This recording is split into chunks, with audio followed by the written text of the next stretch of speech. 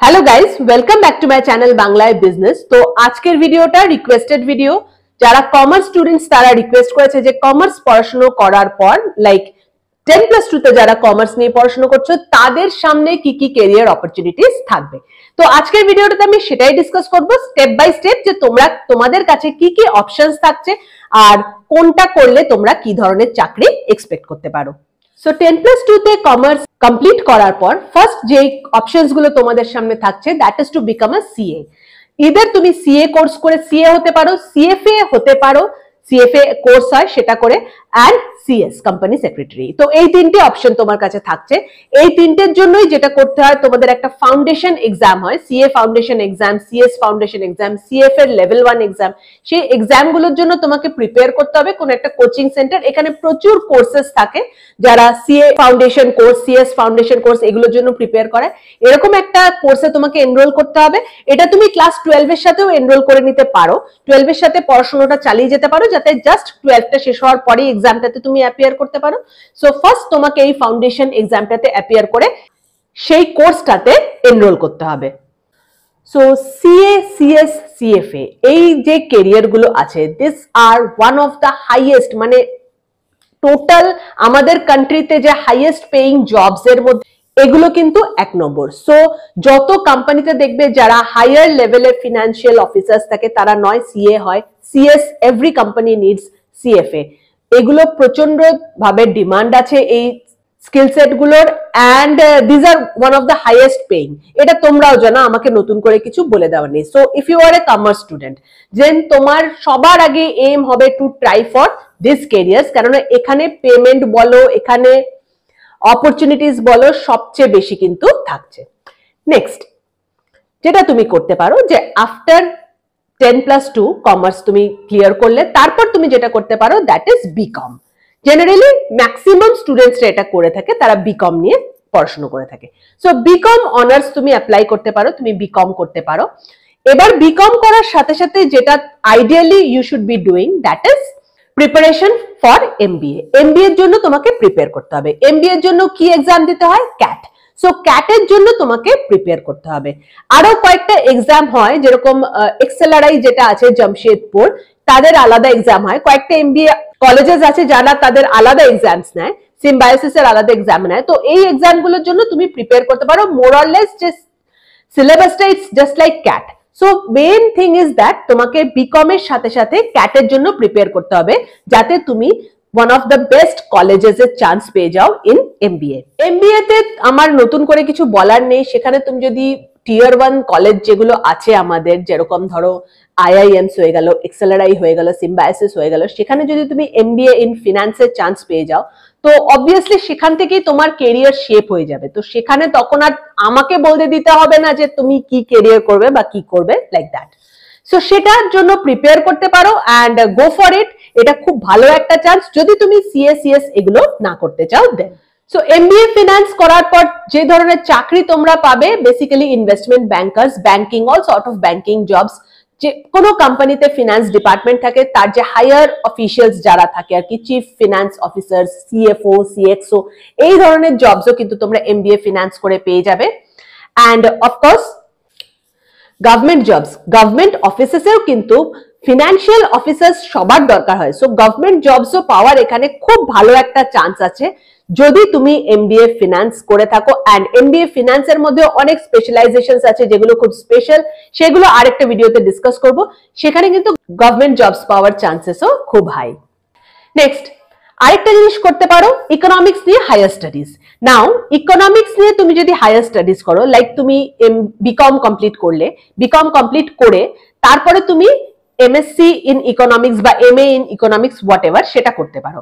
Similarly হয়তো তুমি BA করলে ইন ইকোনমিক্স, বিকম মানে বিএসসি ইন ইকোনমিক্স যেটাই হোক, মানে ব্যাচেলর ইন ইকোনমিক্স করেও কিন্তু এমএসসি ইন ইকোনমিক্স, ইকোনমিক্সে টোটাল নিজের ক্যারিয়ারটা শেপ করতে পারো। সেটা যদি করে থাকো ইন দ্যাট কেস অলসো তুমি ফিনান্সিয়াল অ্যানালিস্ট, অ্যাকচুয়ারিয়াল সায়েন্স নিয়ে পড়াশোনা করতে পারো, ক্রেডিট অ্যানালিস্ট, স্ট্যাটিস্টিক্যাল অ্যানালিস্ট, স্ট্যাটিস্টিক্সেও এখানে প্রচুর অপরচুনিটিস থাকে, সেগুলো এক্সপ্লোর করতে পারো। ট্রেড অ্যানালিস্ট, যে ট্রেডিং হয় সেখানে ট্রেড অ্যানালিস্ট, বেসিক্যালি এটা ইকোনমিক্সটাই কিন্তু এই ট্রেডটা নিয়ে ডিল করে। Then of course marketing manager, financial officers, যে কোনো পজিশনে এগেইন তোমার যদি ইকোনমিক্স ব্যাকগ্রাউন্ড থাকে, ইকোনমিক্স নিয়ে তুমি পড়াশোনা করো, সেখানে তুমি চান্স পেয়ে যাবে। আরেকটা জিনিস বলে দিই, হায়ার স্টাডিজ। ইকোনমিক্স নিয়ে হায়ার স্টাডিজ তোমরা সবাই জানো, আমাদের দেশ থেকে যারা নোবেল প্রাইজ পেয়েছে, অমর্ত্য সেন বলো, অভিজিৎ ব্যানার্জি বলো, এরা কিন্তু প্রত্যেকেই ইকোনমিক্স নিয়ে পড়াশোনা করেছে। তো ইকোনমিক্স নিয়ে পড়াশোনা করলে হায়ার স্টাডিজ এর জায়গাটাও কিন্তু তোমাদের ওপেন থাকছে, সেখানে হায়ার স্টাডিজ তোমরা করতে পারো, সেখানে তোমরা প্রফেসর হয়ে যেতে পারো, টিচিং লাইনে চলে যেতে পারো, প্রচুর অপরচুনিটিস সেখানে আছে। এন্ড অফকোর্স কর্পোরেটে যদি তোমার জব করার ইচ্ছা থাকে, সেটা তো তুমি করতেই পারছো। নেক্সট একটা আপকামিং ফিল্ড ইন ফিনান্স বলে দিই, দ্যাট ইজ ফিনটেক। ফিনটেক কি না, এই যে পেমেন্ট গেটওয়ে গুলো তোমরা দেখবে, পেটিএম বলো, জিপে বলো, ইউপিআই বলো, দিস আর অল পেমেন্ট গেটওয়েজ। এবার এই পেমেন্ট গুলো গেটওয়ে গুলো তৈরি করা, এগুলোকে মেনটেন করা, এই সব জিনিসটা চলে আসে ফিনটেকের আন্ডারে। আর ফিনটেক এখনো অব্দি আমাদের দেশে যেই টেকনোলজিটা ইউজ করে বানানো হয়, that is blockchain technology. So blockchain technology নিয়ে পড়াশোনা করতে পারো। ব্লকচেন টেকনোলজি কিছু কোর্সেস আইআইএম অফার করে, আইআইএম কলকাতাতেও কিছু কোর্সেস অফার করা হয় ব্লকচেন টেকনোলজি নিয়ে। এটা করার জন্য যে এলিজিবিলিটি দরকার হয়, দ্যাট ইজ এগেইন গ্রাজুয়েশন। তো কমার্সের যদি গ্রাজুয়েট তুমি হয়ে থাকো, ব্লকচেন টেকনোলজি নিয়ে পড়াশোনা করতে পারো। এমবিএ যদি তুমি করো, কমার্স গ্রাজুয়েশন করে তুমি এমবিএ করছো, সাথে সাথে এই জিনিসটাও কিন্তু করতে পারো। ব্লকচেন টেকনোলজিতে কোনো একটা স্পেশালাইজেশন, ফিনটেকে কোনো একটা প্রোগ্রাম করে নিলে, এরকম প্রচুর কোর্সেস থাকে।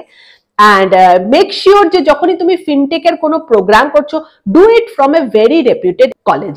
জেনারেলি রেপুটেড কলেজ ছাড়া এই প্রোগ্রামগুলো খুব একটা কেউ অফার করে না।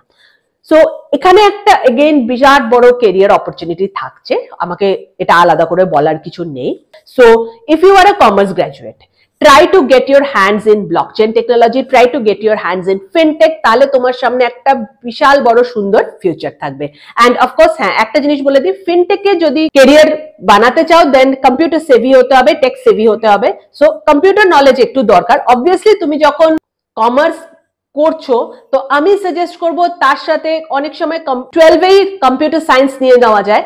বেটার যে তুমি 12এই কম্পিউটার সায়েন্সটা নিয়ে নেবে, যাতে কম্পিউটার যে বেসিক প্রোগ্রামিং ল্যাঙ্গুয়েজ গুলো হয়, বেসিক জিনিসগুলো হয়, সেগুলো সম্বন্ধে যেন তোমার আইডিয়া থাকে। নাও বিকম করার পর অনেক রকম এরকম কমার্সের কোর্সেস হয়, যেগুলো করে তুমি বেসিক অ্যাকাউন্টেন্সি লেভেলের জবস গুলো পেয়ে যেতে পারো ইন ডিফারেন্ট অর্গানাইজেশন। অ্যাকাউন্টস কিন্তু একটা হিউজ ডিপার্টমেন্ট। সো একজন চিফ ফিনান্সিয়াল অফিসার কি একজন সিএ দিয়ে তো কাজটা পুরো হয় না, তার জন্য প্রচুর লোকের দরকার হয়। সো বেসিক লেভেলের, এন্ট্রি লেভেলের যে অ্যাকাউন্টস অফিসার গুলো যারা হয় আর কি, যারা অডিট করে, যারা টোটাল অ্যাকাউন্টসটাকে ম্যানেজ করে, এরকম প্রচুর লোক দরকার হয়। তো সেগুলোর জন্য কয়েকটা খুব কমন কোর্স তোমরা দেখবে যেগুলো করানো হয়, that is GST, tally, training for banking and finance.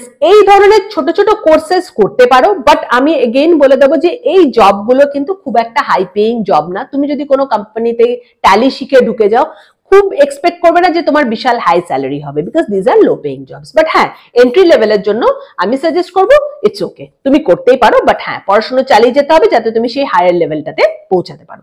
So এই ধরনের ছোটখাটো কোর্স যেগুলো জিএসটি, ট্যালি করে নিতে পারো, এই ধরনের কোর্স করেও কিন্তু তুমি জব পেয়ে যাবে। বাট রিমেম্বার, একটা জিনিস আমি বলে দিই, এটা আমাকে কমেন্টে অনেকে জিজ্ঞেস করেছে যে আমি ব্যাংকিং সেক্টরে কাজ করতে চাই, তো আমি কি কোর্স করব? ব্যাংকিং সেক্টরে চাকরি পাওয়ার জন্য কোনো কোর্স করার দরকার হয় না। ব্যাংকিং সেক্টরে যদি চাকরি পেতে চাও, that is in government banks, IBPS এক্সামের জন্য তোমাকে অ্যাপ্লাই করতে হবে। সেই এক্সামে চান্স পেয়ে গেলে তুমি কিন্তু গভর্নমেন্ট যে ব্যাংকিং সেক্টর আছে সেখানে জব পেয়ে যাবে। প্রাইভেট ব্যাংকে যদি তুমি চাকরি করতে চাও, ইন দ্যাট কেস প্রাইভেট ব্যাংকসরা যেখান থেকে মেজর রিক্রুটমেন্ট করে for freshers, that is MBA. MBA করে নাও, প্রাইভেট ব্যাংকে তুমি জব পেয়ে যাবে। আদারওয়াইজ ব্যাংকিং যে জবস গুলো হয়, তার অ্যাডভার্টাইজমেন্টস আসতে থাকে, তার জন্য স্পেসিফিক্যালি কোনো কোর্স করার কিন্তু দরকার পড়ে না। তোমার ইচ্ছা থাকলে তুমি অবভিয়াসলি কোনো একটা ব্যাংকিং ফিনান্স কোর্স করতেই পারো, যাতে তোমার নলেজ এই ফিল্ডে এনরিচড হবে। বাট ব্যাংকে জব পাওয়ার জন্য কোনো কোর্স ম্যান্ডেটরি নয়। So if you are a commerce student, please নিজের কেরিয়ারটাকে মেটিকুলাসলি প্ল্যান করো যে ফিউচারে তুমি এক্স্যাক্টলি কোন জায়গায় কি করতে চাইছো, ঠিক সেই জিনিসটা নিয়ে পড়াশোনা করবে, সো দ্যাট পরবর্তীকালে গিয়ে যেন মনে না হয় যে মা আমি এটা করলাম না, এটা করাটা ঠিক হলো না, আবার একটা কিছু করতে হবে, সেখানে একটা টাইম ওয়েস্ট হয়ে যাবে। হোপফুলি আমি তোমাদের একটা গাইডলাইন দিতে পেরেছি। যারা তোমরা কমার্স স্টুডেন্টস আমার ভিডিওটাকে দেখছো, যদি আমি কিছু মিস আউট করে থাকি প্লিজ কমেন্ট সেকশনে জানাও, সেটা আমি নেক্সট ভিডিওতে অ্যাড করে দেবো। ভিডিওটা যদি ভালো লাগে তাহলে বাংলাইজ বিজনেস চ্যানেলটাকে সাবস্ক্রাইব করবে, and thank you for watching. Bye by.